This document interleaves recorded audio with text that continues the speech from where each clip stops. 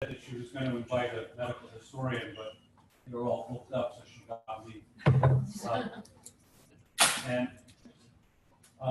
I want to talk with you for a little while about what we do know and why we know what we know about what enslaved African Americans ate during the period of slavery, what the limits are of our knowledge, and what questions we might have about the diet of slaves.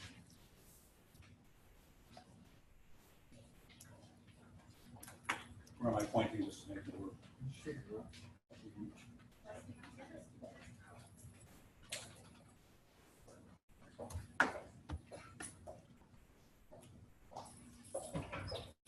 The panels that Marie has for the traveling exhibit address the diet of George Washington's slaves.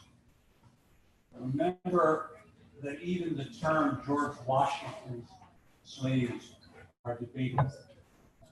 Most of the slaves in Mount Vernon were the property of Martha Washington, not George Washington. He marries a widow.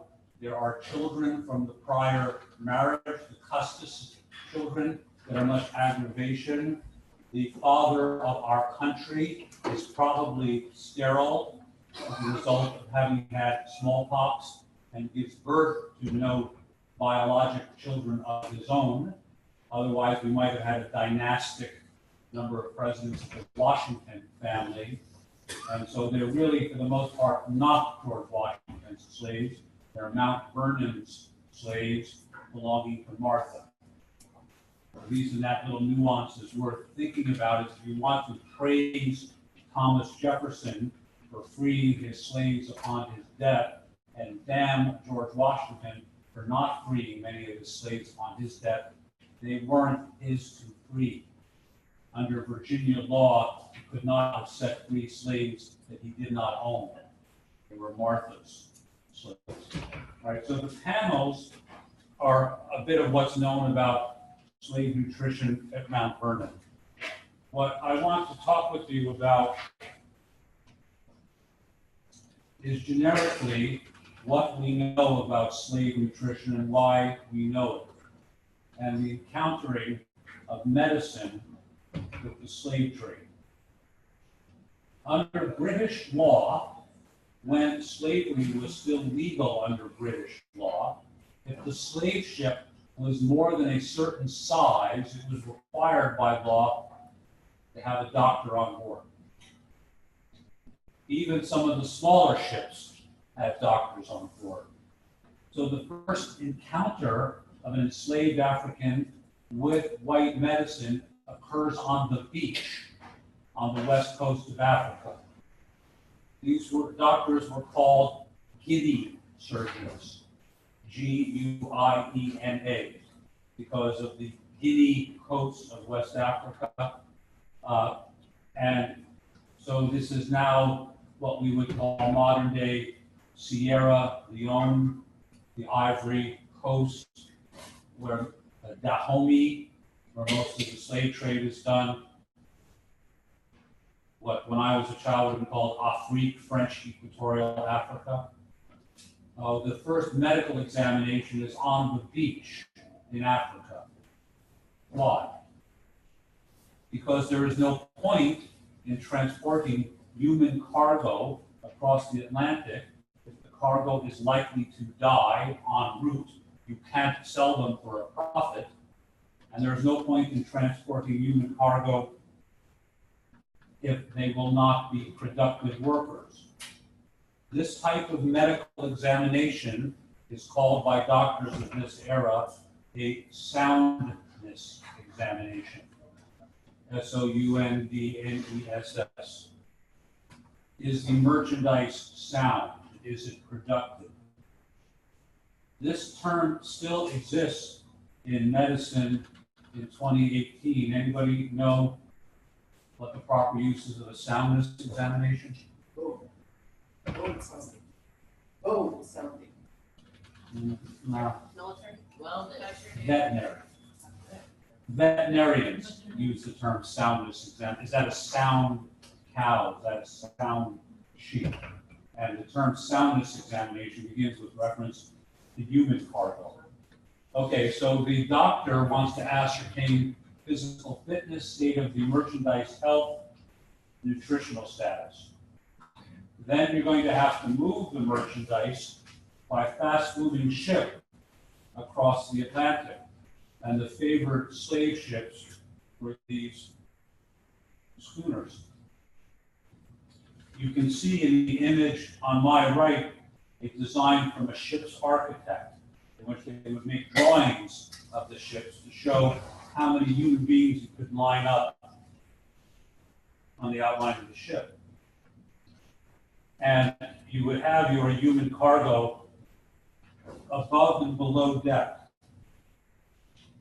The job of the ship's carpenter, as the ship sailed west to east, was to bring raw wood on board and build a fence in the posterior third of the deck of the ship, so that in the event of a slave insurrection, as the boat sailed back east to west, the white crew could retreat behind the fence and open fire from a barrier upon the cargo. You drove the cargo below deck, crowded conditions, and above deck with whips.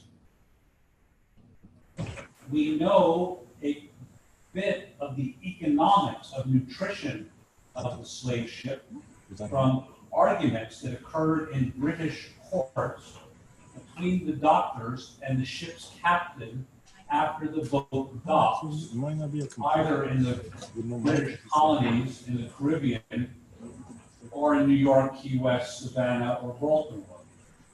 And that is that it was viewed as the medicine of the day to keep the cargo healthier, to have them dance, whether they wanted to or not. This drawing is from a lawsuit in which the male white captain said, I agreed with the doctor and I insisted that the female slaves dance naked on the deck. And when she refused to dance naked, I had her turned upside down and held by ropes by her ankles. The woman dies, he is sued in court and is acquitted. The doctors are paid on commission as a function of the probability of survival of the cargo. Now, the reason you care a lot about that is that often the economics of the ship's owner is that the captain is given a finite budget for the cruise. So the more money that the captain spends on feeding the cargo, the less money the captain has in his pocket at the end of the cruise. So the captain has an economic incentive to starve the cargo, but the doctor, who is paid on commission based on the probability of survival of the cargo, has an economic incentive to feed the cargo. And when they get into disputes, when the boat docks, they sue each other, and therefore we as historians have primary source material about these arguments between conflicting economic interests of whether or not to feed the enslaved African Americans or not, based on the varying interests of the captain and the doctor. Okay? Now, as the ship is detected to approach Key West or Savannah or Baltimore or New York, the crew and the doctor start to remove shackles from the slaves, comb their hair, pick the lice out of their hair, and oil their skin so that they will fetch a higher price in the slave market upon docking. It's not good for sales if your cargo has ulcerations on their wrists or their ankles from shackles. So this behavior is well documented. They're then sold on the block in the slave markets. Now remember, slavery is legal in all of the states of the colonies and the new American country, and only starts to become outlawed in the northern states in the early part of the 19th century. Slavery is legal in New York and New Hampshire and Vermont and Massachusetts and Rhode Island. They start to outlaw it in the northern states, 1805, 1810, 1815, but there are slave markets in New York. And slavery was big business in New York, as was the cotton business. You could pay a doctor to do an evaluation for you of how much to bid on which slave. That was another soundness examination. You would send the doctor to the market. The doctor might charge you $1 to $3 per human, and then would say to you as a prospective bidder, I recommend you bid on the third from the left, but don't bid on the fourth from the right, they're no good. And yes, there were malpractice suits in the United States for slave owners suing the doctor for giving bad advice, bad warranties on the merchandise. Okay, once the slave is purchased, this photograph from the docks at Natchez in the 1930s by the American artist Ben Shahn shows the enormous physical labor which may have required on the order of 4,000 to 6,000 calories a day to sustain the labor of moving by human power bales of cotton. So with that as backdrop, what do we know about what slaves were fed? The seminal work in this topic is Time on the Cross by Fogel and Egerman.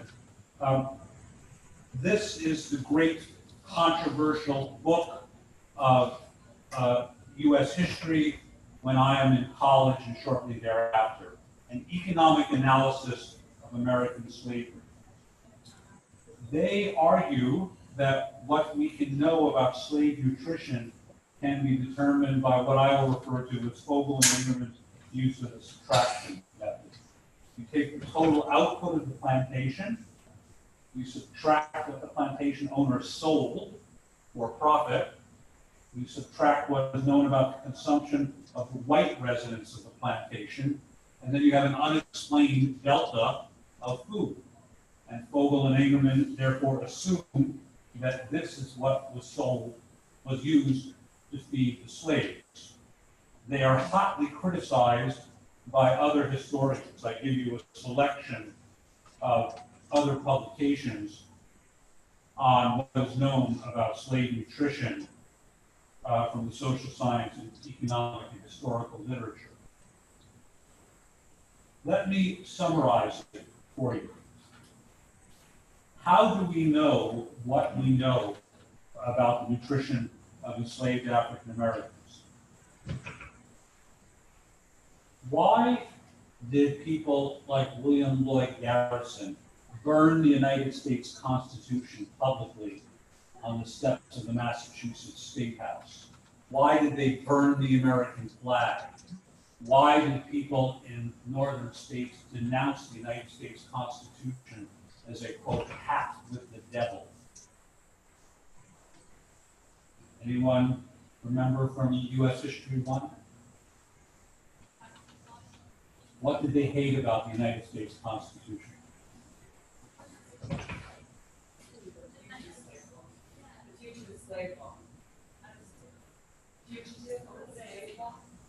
Fugitive slave law is not in the Constitution. The fugitive slave law comes in the 19th century, but we're getting there. The Constitution never uses the word slave. It appears nowhere in the United States Constitution. It does, however, refer to counting humans as 3/5 of a human for the purpose of assigning members of the United States House of Representatives and for the assessment of taxes. Enslaved property are 3/5 of humans for representation in the House and for taxes. And the United States Constitution forbids the Congress for the first 20 years after the ratification of the Constitution, it forbids Congress to outlaw importation of humans. In the first year of the United States government, Benjamin Franklin and a group of Philadelphia Quakers openly defied the Constitution and introduced legislation in the Congress to outlaw slave importation. Southern representatives are incensed and suggest rendering the country asunder by this outrageous behavior of Dr. Franklin. And eventually the Congress tables the legislation. Franklin knew exactly what he was doing. It was incitement. It was clearly outlawed in the Constitution, but he did it anyway. Because the Constitution is ratified in 1787, it is against the Constitution to outlaw importation of slaves until 1807. And the first year that the Congress has the power to do it, it does it. So what, Edward? For reasons which are unknown to me, embedded in the law, in the federal law, which outlaws importation of slaves, the Congress puts in a provision that in any interstate commerce in slaves, which travel by water, ships' captains are required to record the age, gender, and height and weight of the cargo. We have, therefore, in the National Archives, data on 750,000 enslaved African Americans, age, gender, height, and weight, as they are shipped back and forth by water from Charleston to Savannah, from Savannah to Galveston, up and down the Mississippi. We sometimes have longitudinal data in which the same individual is sold multiple times, and we can see how their weight changes with age over time. This is therefore a very valuable source of data if you want to understand body mass index of enslaved African Americans. Now, it is obviously a subset analysis. You have to be worth enough or healthy enough to be interstate transported to be on the ship in the first place. So therefore, we only understand the height and weight of the subset of the slaves. And remember that by 1860, there were roughly 4 million enslaved Africans in the American South. But we do have data, therefore, three-quarters of a million data points from these ships' manifests. Another peculiar piece of data that we have is from wanted posters. Because of the fugitive slave law, I want my property back. Wanted, Jeremiah, age 25, 6'1", 180-pound male, ran away from the Buckland plantation on such and such a day. So we have newspaper advertisements of the height and weight and gender of runaway slaves. This is the second bit of data for body mass index calculations to understand the nutrition of the slaves. One of the dean of the College of Arts and Sciences at the University of Louisville, when I was dean of medicine there, this was his area of scholarship, was studying want ads for return of enslaved African property to understand their nutritional status. A piece of data number 3. We have memoirs. We have written documentation, both of plantation owners who kept meticulous records of how much they fed their slaves, and we have memoirs of enslaved humans as to how much they were fed. The most famous are the so-called slave narratives. Now, in the 1930s, when Franklin Roosevelt is president, we have to put Americans back to work. So what do? We take young people and keep them off the streets and we create the Civilian Conservation Corps. We're going to restore the national parks. We're going to build trails and cabins. We're going to build post offices. We're going to build auditoriums. We're going to do all sorts of things to put laborers to work. What are you going to do with unemployed writers? Intellectuals. They're not good for anything. You give them a shovel and a pickaxe, they make a mess out of it. They don't know the difference between a slotted screw and a Phillips screw. What do you do with writers? Among the things the Work Progress Administration did was it took writers and said, go run around the United States and go find 80 to 100-year-old Africans, Americans, and interview them about what slavery was like, and record it. So in the Library of Congress, there are roughly 2,000 recordings of the slave narratives of an unemployed writer in the Depression sitting with an 85 or 90-year-old saying, what do you remember about what the master did? What was a day's like at the day's work?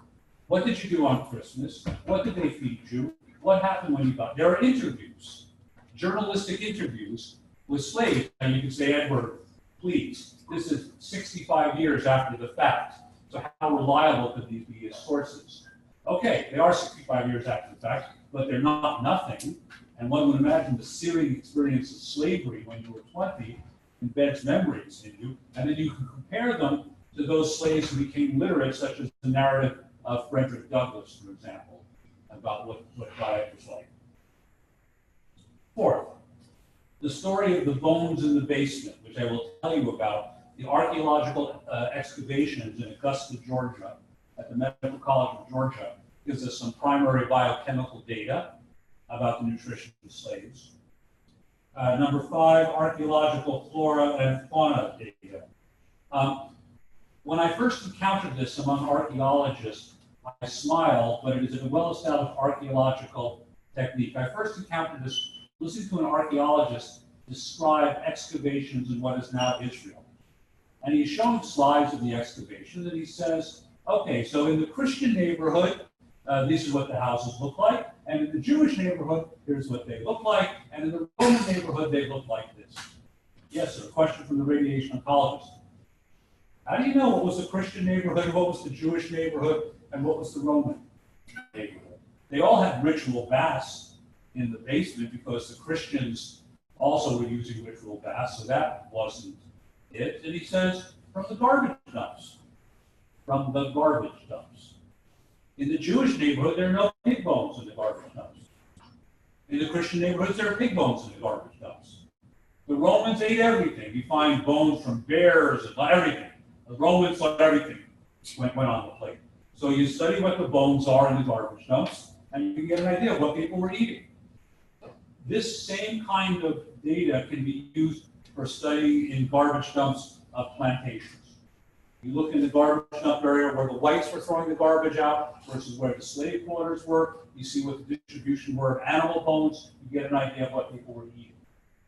And depending on how compact the garbage dump was, there may be preservation of plants, seed material. So you can get an idea of how much corn might have been in the diet, wheat and whatnot, because if it's sufficiently anaerobic, there's very poor decay if the garbage is very tightly packed.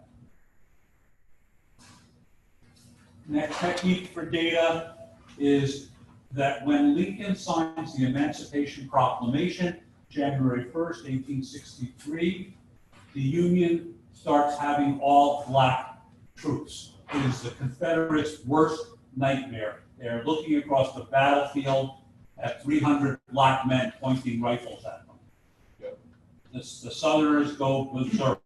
Roughly 200,000 African Americans join the Union Army.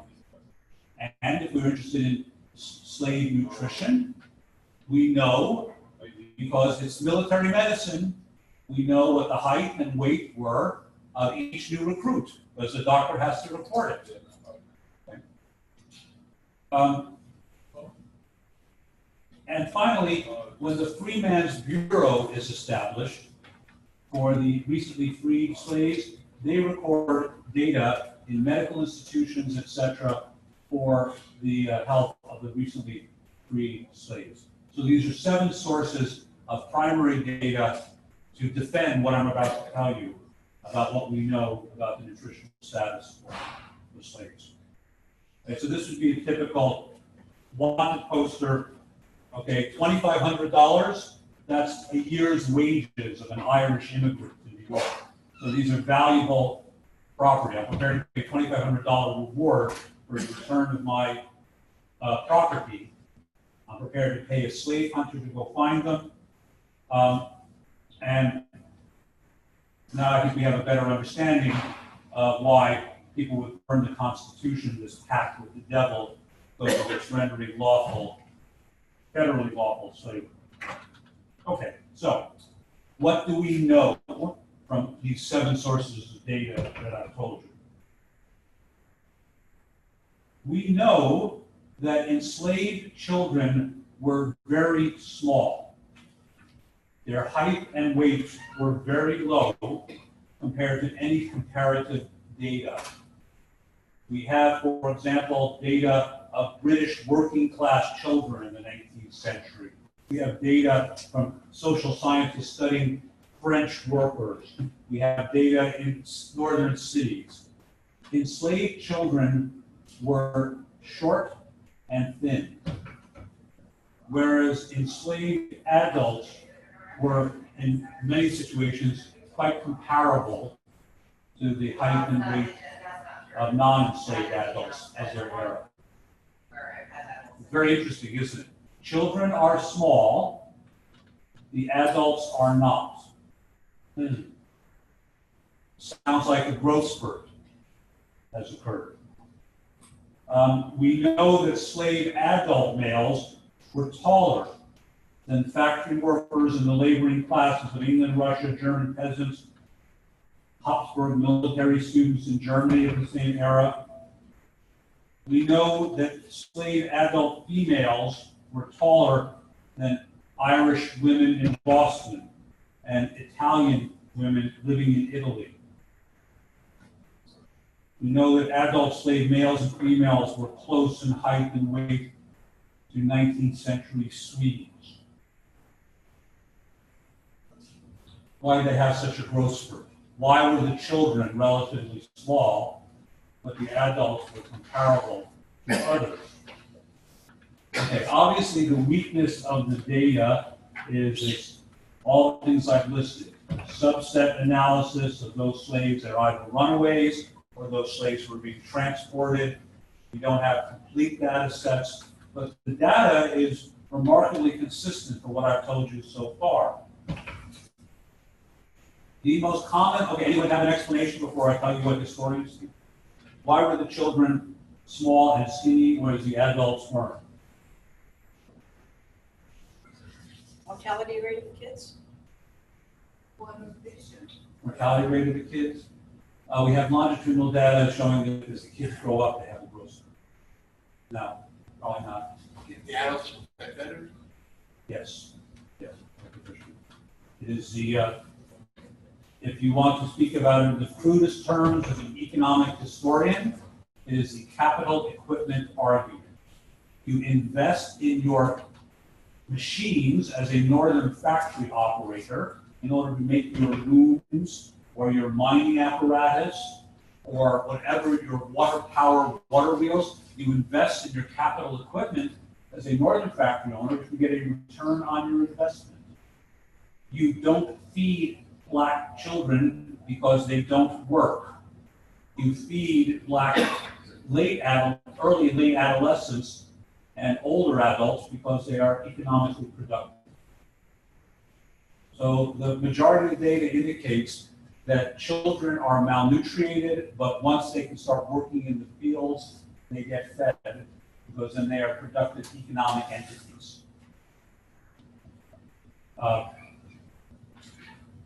Human beings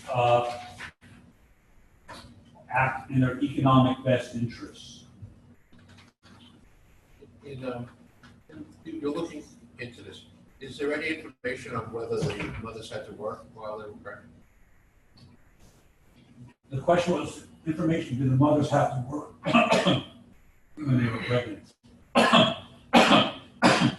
We know the average amount of cotton picked and hauled by women compared to men, and there only appears to be data that there is a drop-off for about 12 weeks after childbirth. So women are working in the fields until the time of birth, and they are back producing cotton about 3 months after childbirth, which is used as evidence to argue against practice of being breastfed by your own biological mother. Mama is out in the field. She's either carrying you along in a sack while she's trying to feed you, or somebody else is feeding the baby. Okay, now, another thing that we know about the economic aspect of slave nutrition is that the slaves are being fed as a function of the resale value. Okay, the same way the ship removes the shackles from the slaves as you're approaching the port in the New World, so that the wounds heal, and you pick the lice out of their hair, and you oil the skin. If you're going to put your merchandise on the market, you feed them so that they're going to fetch a higher price. They'll get more labor value, they'll get more resale value. Back to what I said about soundness examinations. If you grew up on a farm, or like me, living in North Carolina for 25 years, next door to a farmer, you start feeding the livestock as you get them ready for market more vigorously than if you're not getting them ready for market. It is the same way the way slave owners feed their slaves. One historian, for example, has gone so far as to calculate the average market price of an enslaved human and found that on average the value in the market rose by 1.4% per inch of height. People paid more for taller slaves. And similar data is this data which I've just shown you is confirmed by what we know about contraband data. Contraband data is that before the Emancipation Proclamation, Union officers would refer to seizing slaves from the Southerners as contraband of war. If I can seize their cattle and their horses and their bales of cotton, I can seize their slaves. They call them property. Okay, damn it, they're property and they're contraband of war. And I will record their height and their weight. Same for new African American troops in the Union Army. And apropos Professor Bowen's question, this is what we know about the average number of pounds of cotton of women recently have given birth.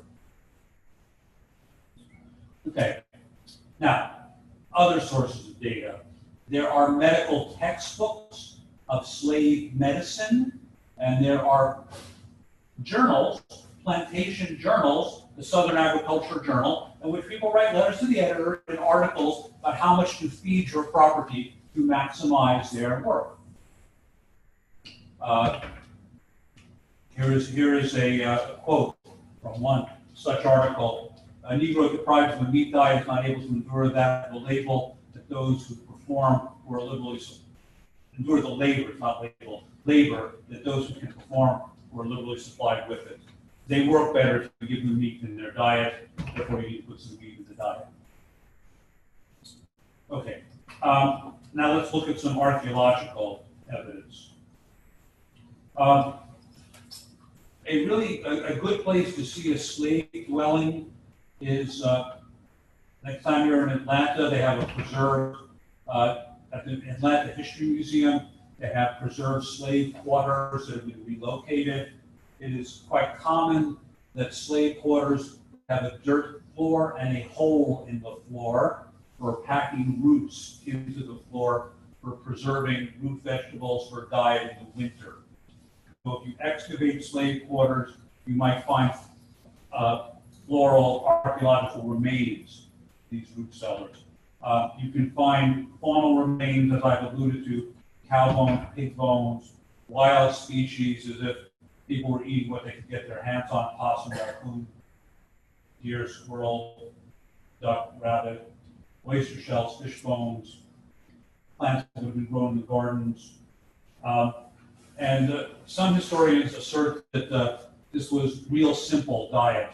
We had one pot, so stews and soups were the preferred way of cooking food by heat. You didn't have the luxury of having 3 different or 4 different pots where you would cook the vegetables separately from the meat, from the potatoes. Everything went into one pot.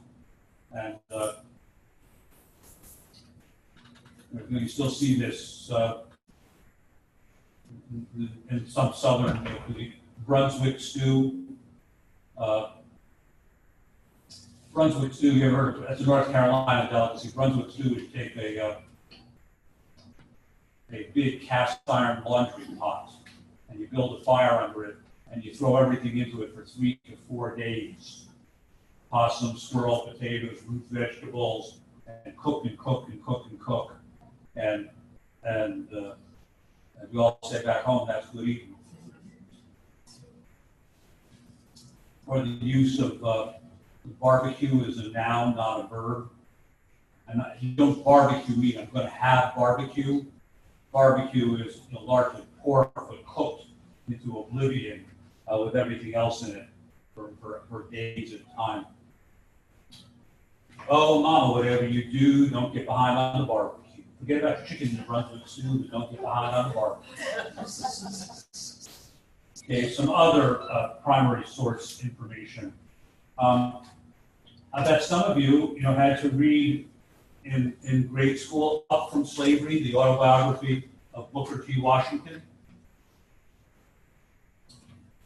Booker T. Washington's recollections of food during slavery, quote, "Not much religion can exist in a one-room log cabin on an empty stomach.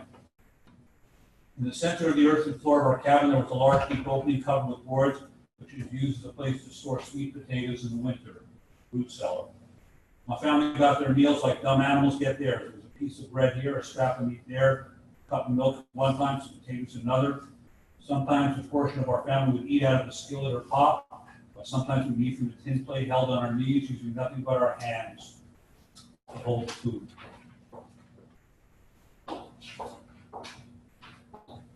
Okay, now, for the hard scientists in the room who are tired of me talking about all that soft stuff, like written records, then let's talk about some real hard data. The fascinating story of the Medical College of Georgia, the bones in the basement. This is the original academic building of the Medical College of Georgia in Augusta. Built in the 1820s, it still stands.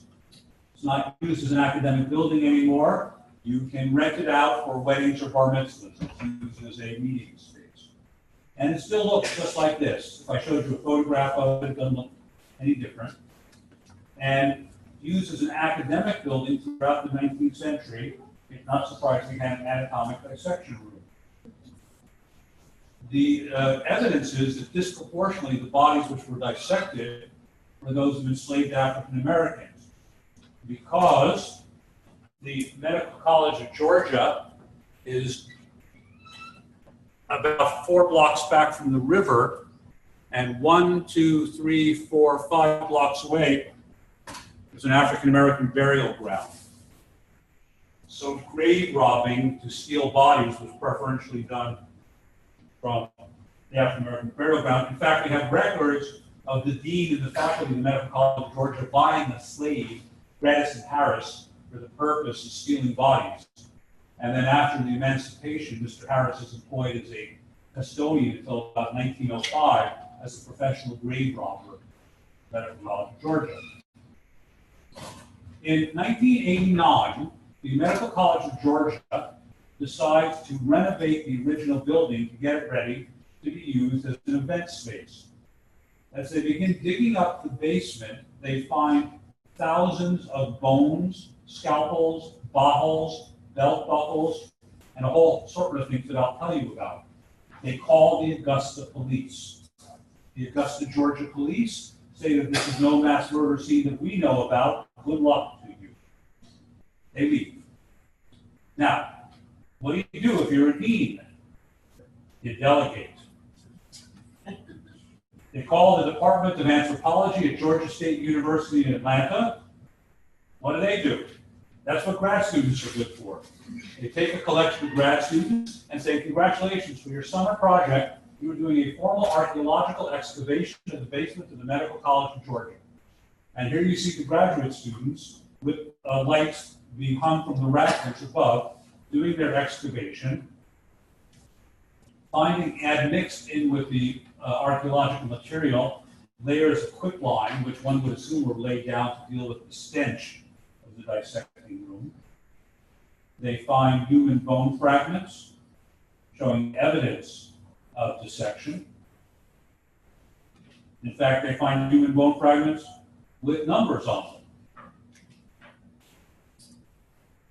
They find bottles of whiskey with fetal lung in it.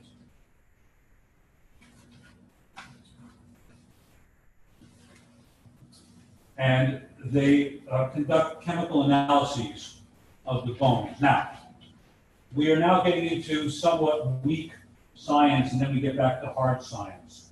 There are attempts to analyze the racial distribution of human bones based on anthropomorphic measurements, the width of the tibia, the length of the tibia, to try to decide whether it is more likely to be an African American bone or a Caucasian bone. I took a look at the census data. The census data indicates that Augusta, Georgia, at that time in the 1840s, 1850s, is about 80% Caucasian, 20% African American. The bones in the basement, best estimates are about 50-50.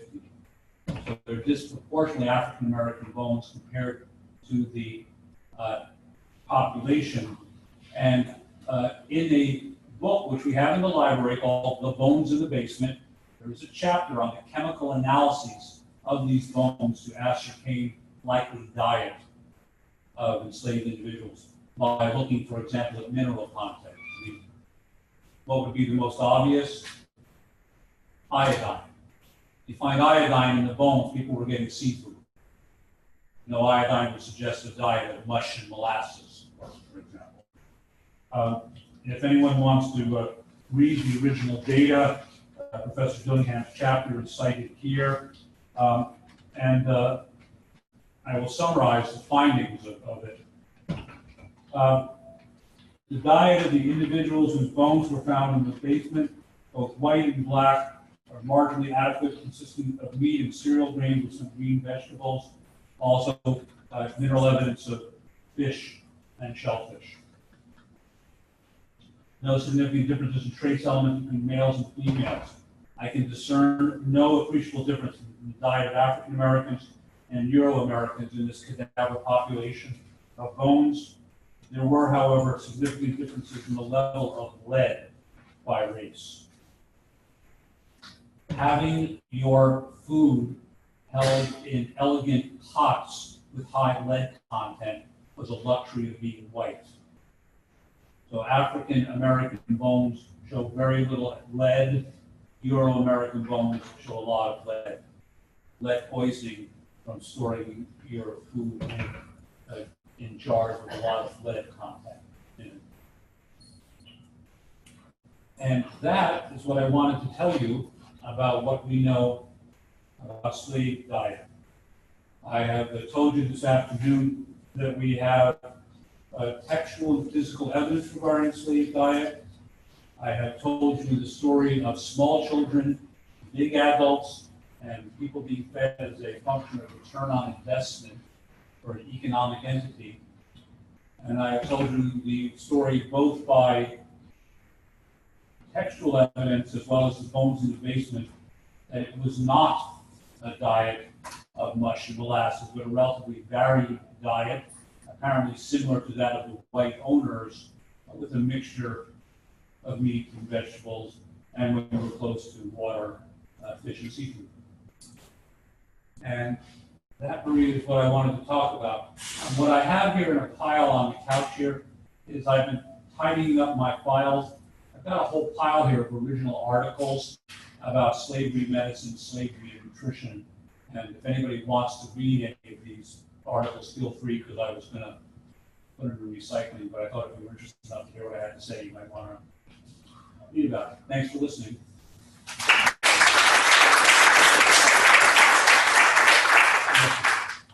Thank you. For the issues in medical literature, dysentery and slaves have more of that as a problem. Dr. Frischman is asking about issues in the medical literature. It is a very hot topic for American medicine.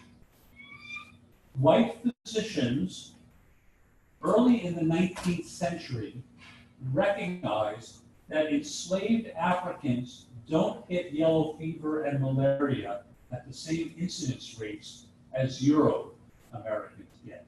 They know something is different about infectious disease. They know nothing about cellular or humoral immunity, but they do know that an epidemic will sweep through the area and the whites will die of yellow fever and the slaves won't. So they start to wonder why. Now, this is also the era when we have the first capture of non-human primates from Africa being brought to Europe.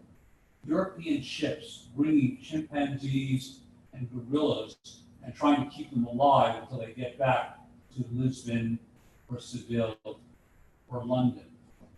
And we then have reports reaching the New World of non-human primates. What that has to do with anything is some white doctors reach the conclusion that enslaved Africans are not human, that they are something intermediate between gorillas and chimpanzees and orangutans and humans. And that must be why they don't get diseases at the same rates as others. Others reject that because they've taken anatomy class and they've done dissections of the bodies of Africans, and the anatomy seems no different to them than the bodies of Euro-Americans. So this is debated, Dr. Frischman, in the literature about what is going on. There are also medical textbooks for being a slave ship doctor. You can buy a book to teach you how to be a good doctor on the ship and maximize your income by having a high survival rate of your cargo. I show the medical students every year a quote from one of those books in which the white doctor writes, "Take good care of them because I think they have an immortal soul. And I suspect that they're going to do better on Judgment Day than many whites do based on their behavior," he writes in the medical textbook. So you will be judged by the Almighty on how you take care of your slave patients. Yeah, it's a debate. They know something is different. They don't know why, but they speculate as to what is different about it.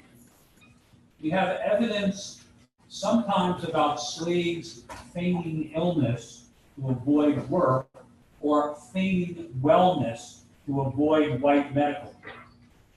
Because some of the slaves thought the white doctors were nuts. They had slave health care from Africa, natural remedies, herbs, roots, that sort of thing. And then a white person comes and makes you puke or have diarrhea or bleeds you. Those white people are crazy. So don't let them know you're sick, because they're going to do something nuts. And so there's some evidence in the slave quarters of feigning wellness. Don't let them know.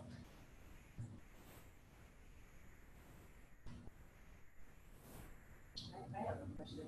We know that the African Americans were able to import certain types of food, like okra, that are currently part of the Southern diet, eaten by whites and blacks alike. At that time, since slaves mostly worked in the kitchens, most of the kitchens had slaves working in them, were the whites eating those African foods, or were the Africans somehow keeping them for themselves? Everyone hear Marie's question? We need to repeat it. I'll tell you what I know and what I don't know. We know that in some cases, slave nutrition was basically economic. I am giving you a budget, slaves, go buy your food. Or I am giving you your own garden plot, raise your own vegetables, or raise your own chickens. We even have some evidence of the plantation owner buying vegetables and chickens from the slaves, and that is part of their cash economy. We have the lore that the house slaves are better fed and clothed, and there's some kind of hierarchy than the field slaves. On the other hand, we have the data that I showed you that this plantation makes money based on the productivity in the fields, and I feed my workers to be sure that they are productive. Now, how much of the white diet was foods that had been brought by Africans? All I know about that is what I showed you, which is the bones in the basement show no difference except for lead content, the mineral content in the diet of whites versus blacks in the Augusta area. But I guess I asked because I've looked at cookbooks from the era, so which I imagine will be the cookbooks that were in many of these homes, and very few of them seem to incorporate much of the African American foods that we now think of as being more part of the Southern diet. yeah, They're more European. I told you, what Marie's talking about, if any of the students ever get interested in this topic, one of the great collections of cookbooks in the Western world is the New York Academy of Medicine. If you ever want to methodically study eating patterns by looking at cookbooks, it's in New York. Interesting that after the Civil War, in fact, when we were students, we saw this course of starvation for blacks. They were free but had no income. They would eat starch and clay. And they would come with these terrible iron deficiency anemia. We used to see them. It became part of the culture later. People would ask, why do we eat starch? Why do we eat no iron or clay? It's really to avoid starvation. Just that the stomach felt full. But then it became actually part of the culture. You know, some of the African Americans, they would, I don't know why, like my mother ate. You know, Yeah, but they actually got eating better during slavery than they did maybe with black. What Dr. Frischman is touching upon is a great public debate among whites from 1865 to the 1870s, the fearsome mortality rates of recently freed enslaved African Americans. Mortality rates, malnutrition, infectious disease are appalling. So defenders of slavery say, see, they were better off. Critics of slavery say, well, you make no provisions for large populations of refugees, you don't spend any money on them, and then you shouldn't be surprised that they die in droves. Because the Republican administration has major battles on the administration of President Andrew Johnson as to how much funding there will be for nutrition and medical care of the recently freed slaves. Why is it called Howard University in Washington, D.C.? It's named after a white general, the fighting Christian general, General Howard, who was in charge of the Freeman's Bureau. And General Howard, we have documentation of him writing letter after letter demanding increased funding for social services and not getting it. What Dr. Frischman alludes to is there's a very similar literature at the end of apartheid in South Africa. See, they were better under apartheid. Look what happened with the rise of Mandela's government. See, it's a kind of paternalistic, not a kind of, it's a paternalistic, response to this. But those people who think that history isn't linear, that it's circular, is you want to read appalling stories of lack of an infrastructure to care for refugee populations and mothers being separated from their children from 1865 on, from the recently freed slaves of the American South. People just wandering the countryside. Mothers begging people, my baby has died, please don't let me leave them on the side of the road for my child to be eaten by wolves. We had a speaker here at the college from Wesleyan College in Connecticut who wrote a book about this. But there was a hand up on my right.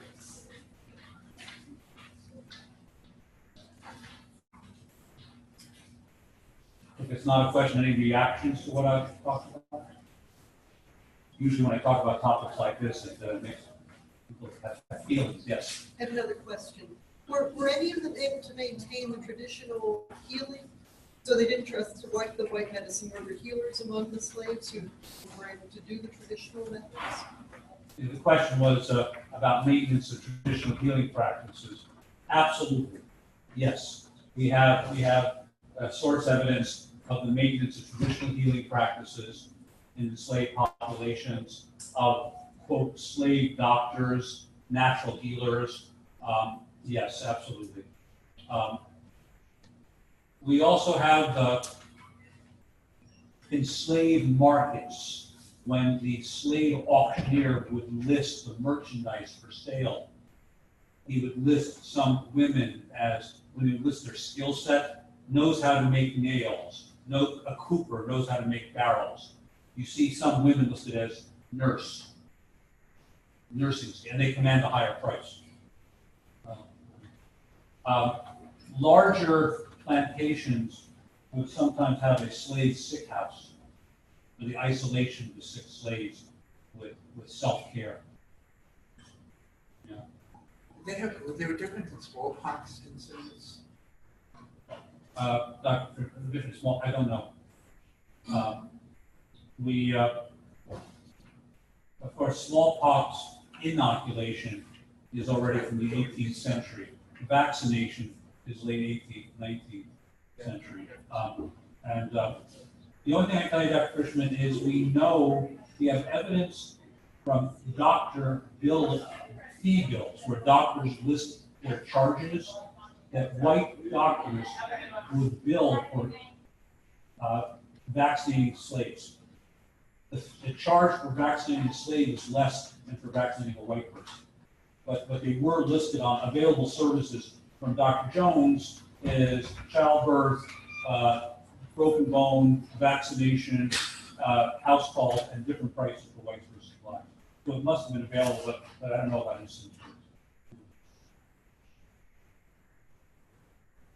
Why the different prices? Why are there different prices? Yeah. For the same reason, Marie, that getting your elective total hip replacement done at the Metropolitan Hospital is going to have a different charge than going to the hospital for special surgery. You want to get taken care of with wood wings coating on the wall, piped in music, and ballet parking, versus you want to get taken care of and just have the operation. Right? So we had a tiered by race and economic status pricing system then like we have now. So do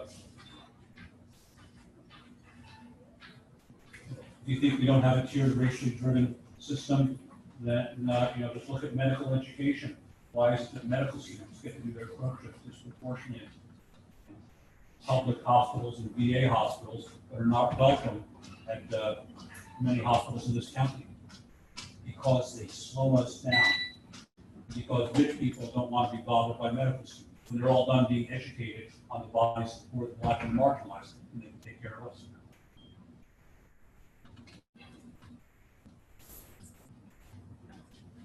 I once said what I just said to Marie at a press conference when I was dean of the medical school at the University of Louisville at a press conference, and the provost comes running up to me after just, did you just say publicly what I didn't think I just heard you say?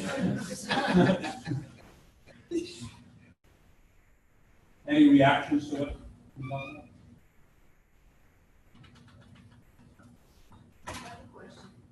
I have had, for example, advisory meetings. When I was a young member of the faculty at Duke, advisory meetings who told me, don't give lectures on these topics. It upsets people too much. Yes? Is there any comparison between slavery and what the capitalists suffer? The capitalist regime made people suffer. Is there any comparison? Well, yes. I mean, the first example that would come to mind would be slave labor, in which if you were responsible as a manager for producing X number of engines or Y number of ball bearings, and you were using slave labor in your factory, either in Siberia or in a German factory in the Second World War using slave labor, then you made an economic decision of how much to feed the workers to get the productivity in order to keep yourself out of trouble with the boss. Humans treat other humans like machines and make calculations of how much to invest in them as a function of economic productivity. The same happened in agriculture. Yeah. The thought that comes to mind as you were going through this is, what about the slave owners? Was there some part of their diet that was potentially rather unhealthy, in that era, or that came later on? The owners, yeah. I don't know. I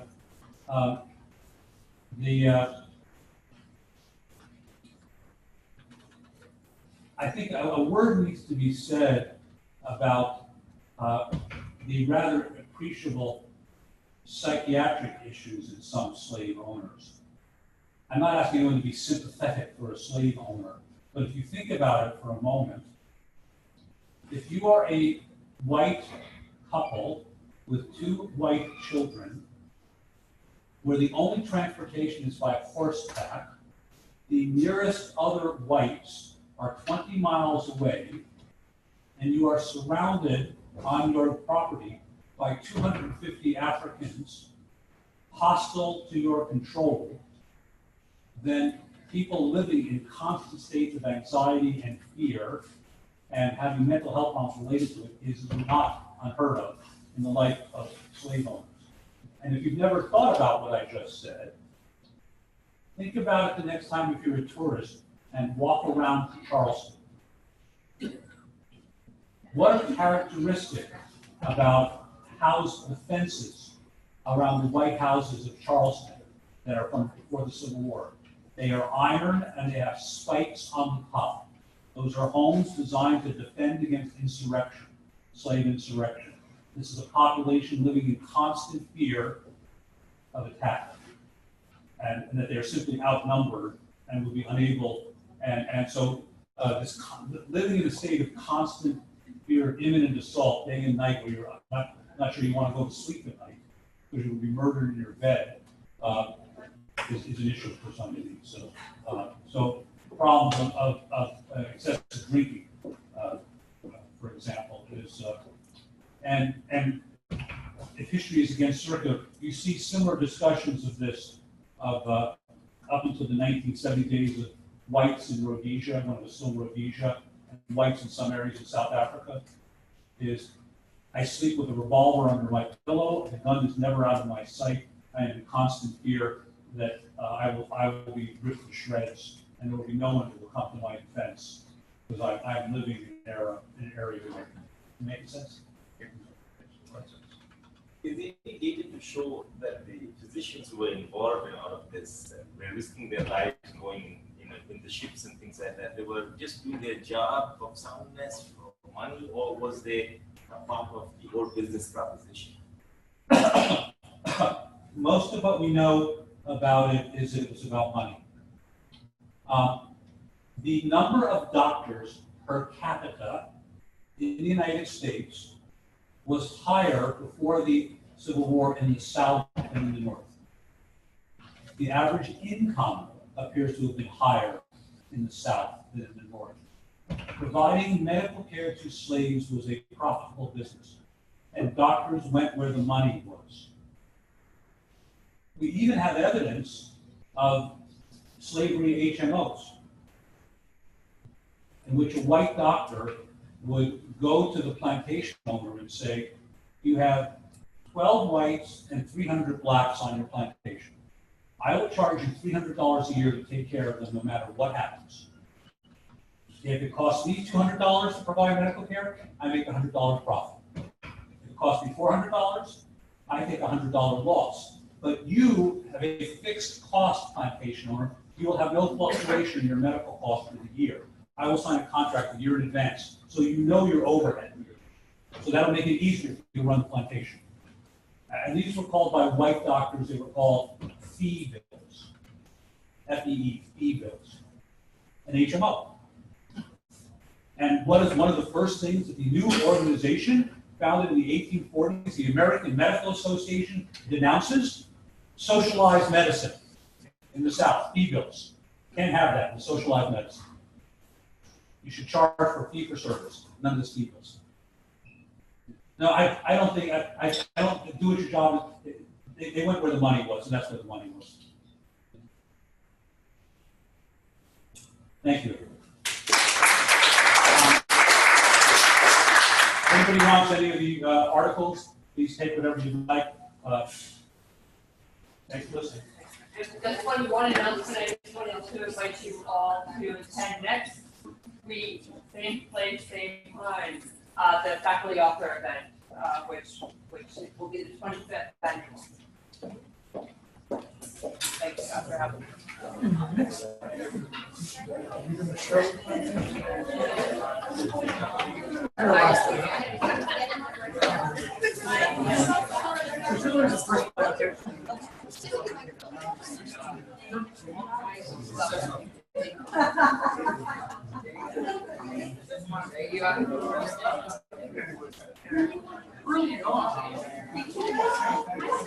How are you? Good. How's everything? Survived stuff. Made it through. You were on the roll.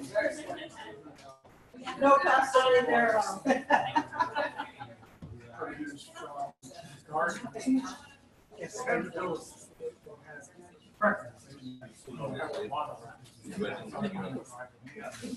Hey.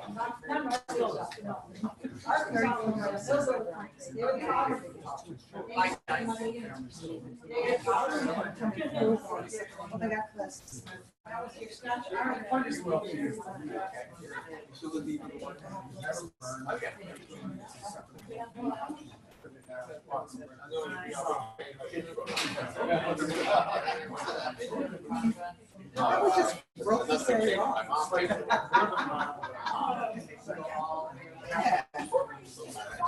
Otherwise, She actually, my sister, my sister's 6. when you come in from the back, just walk behind him. You know, in front of him. That's just my wife, wants to help. Okay. No problem. All right. Yeah, we read on the left. Everyone picks up for her. Except for the guy on the Everything phone. comes to mind. Here again. He was like, no, you can't go out there. Why not? Oh, I kept him walking in the corner. Put him in the room.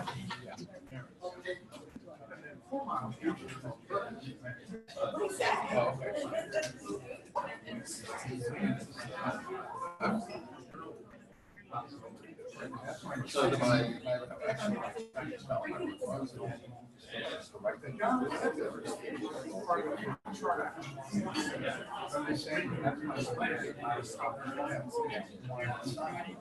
oh, yeah.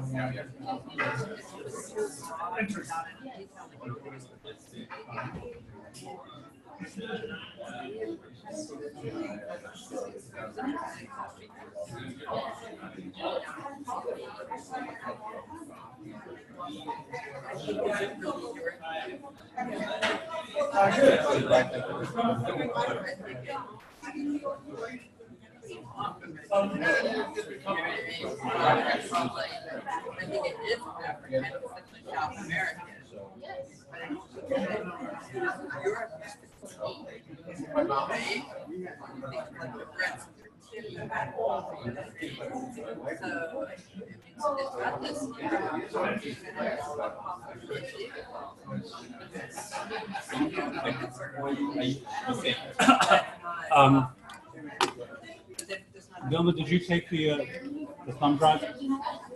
I had an injection yesterday. Yeah. I'd like to take those. There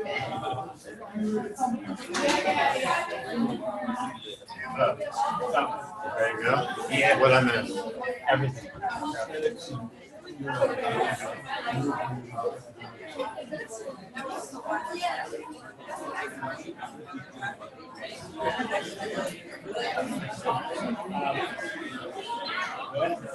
if I have to be honest.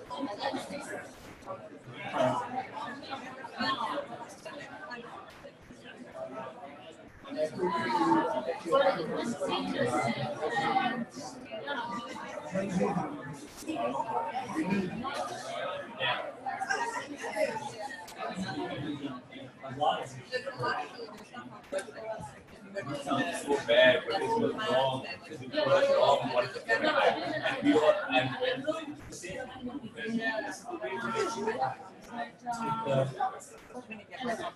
is all kind of. You know, this is all kind of.